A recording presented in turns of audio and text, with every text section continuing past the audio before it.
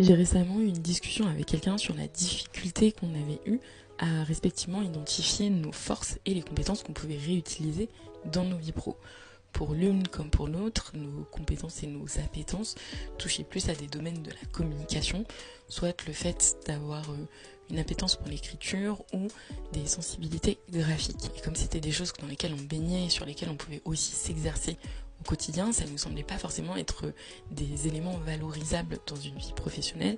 ou même quelque chose dont les gens pourraient avoir besoin. Et c'est en échangeant avec des personnes autour de nous qu'on s'est rendu compte que c'était quelque chose qui pouvait avoir son importance et peser dans la balance, que ce soit dans le développement d'une entreprise ou tout simplement pour accompagner des particuliers à prendre la parole et renouer avec leur créativité et leur style. Et c'est en partant de ce postulat, donc ce qui nous semble évident ne l'est pas forcément pour autrui, qu'on s'est dit qu'une des solutions pour pouvoir identifier ces forces-là, c'était peut-être pas de tout de suite se plonger dans l'introspection individuelle, mais plutôt de sortir de soi pour aller poser la question à des gens qui nous connaissent,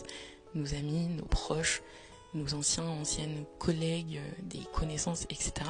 pour savoir quels sont les différents domaines sur lesquels il et elle nous identifient comme étant une personne ressource et quelles seraient les différentes difficultés ou les questions pour lesquelles il et elle viendraient nous consulter. Tu me diras si tu as testé l'exercice. En attendant, je te dis à très vite au bord du bassin.